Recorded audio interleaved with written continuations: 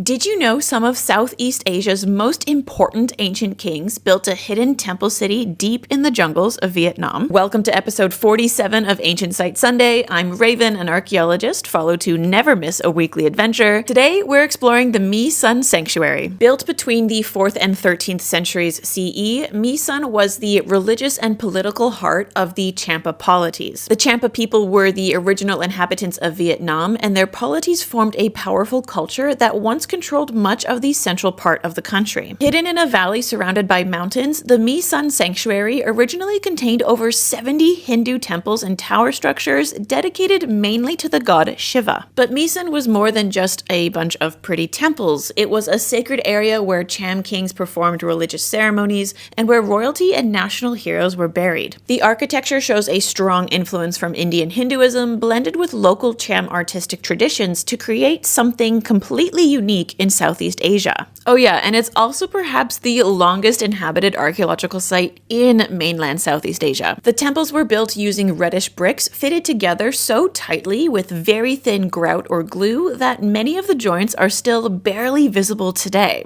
Some archaeologists are actually still debating exactly how the Cham builders did this, but we can all agree that even in ruins, these are architectural marvels. At its height, Sơn was one of the most important religious centers in Southeast Asia, comparable to sites like Angkor Wat in Cambodia and Borobudur in Indonesia. Unfortunately, much of the sanctuary was destroyed during the Vietnam War when heavy bombing damaged large sections of the site in a single week. Thankfully, dozens of monuments still survive, and archaeologists are able to salvage as much information as we can. In 1999, Sơn was designated a UNESCO World Heritage Site for its importance to the cultural and political history of Southeast Asia, further protecting the site from any further harm. These temples are considered the most important structures built by the Champa civilization, and they are just absolute works of art and true wonders of human creation. Tell me what ancient site you want to visit next week down in the comments.